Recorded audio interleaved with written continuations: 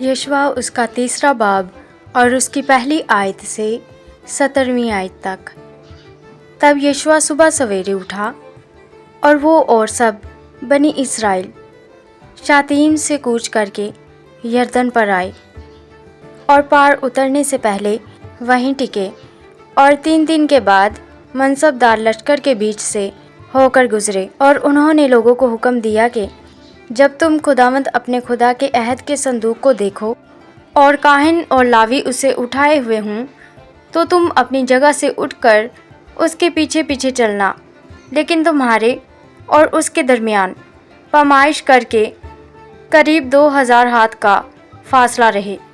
उसके नज़दीक ना जाना, ताकि तुमको मालूम हो कि किस रास्ते तुमको चलना है, क्योंकि तुम अब तक इस राह से कभी नहीं गुजरे।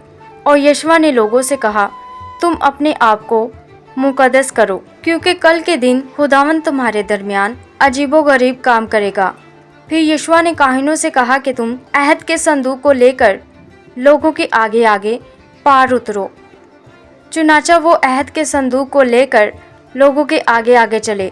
और खुदावंद ने यशवा से कहा, आज के दिन से मैं तुझे सब इस्राएलियों के सामने सरफराज करना शुरू करूँगा, ताकि वो जान लेंगे जैसे मैं मूसा के साथ रहा वैसे ही तेरे साथ रहूँगा। और तू उन काहिनों को जो अहद के संदूक को उठाएं, ये हुक्म देना कि जब तुम यरदन के पानी के किनारे पहुँचो तो यरदन में खड़े रहना। और यशवा ने बनी इस्राएल से कहा कि पास आकर खुदावंद अपने खुदा की बातें सुनो। और यशवा कहने लगा कि इससे तुम जान लोगे कि जिंदा खुदा तुम्हारे दरमियान है, और वही ज़रूर कनानियों और हितियों और हवियों और फ्रीजियों और जरजासियों और अमूरियों और यबूसियों को तुम्हारे आगे से दफ़ा करेगा। देखो, सारी ज़मीन के मालिक के अहद का संदूक तुम्हारे आगे आगे यरदन में जाने को है। सो अब तुम हर कबीला पीछे एक आदमी के हिसाब से 12 आदमी इस्राएल के कबीलों में से चुन लो। और जब यरदन के पानी में उन काहिनों के पाँव के तलवे टिक जाएंगे जो खुदावंद यानी सारी दुनिया के मालिक के अहद का संदूक उठाते हैं, तो यरदन का पानी यानी वो पानी जो ऊपर से बहता हुआ नीचे आता है थम जाएगा और उसका ढेर लग जाएगा।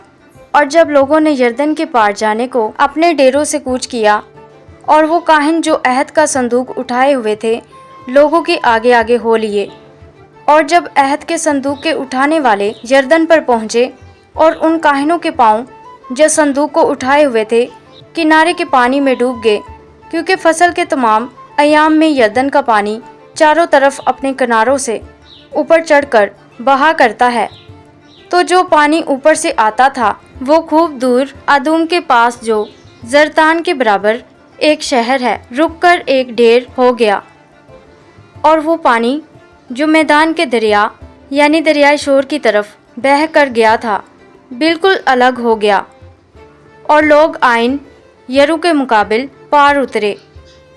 और वो काहिन जो खुदावंद के अहद का संदूक उठाए हुए थे यरदन के बीच में सूखी ज़मीन पर खड़े रहे, और सब इस्राएली खुश्क ज़मीन पर होकर गुजरे, यहाँ तक कि सारी कौम साफ यरदन के पार हो गई। आमीन।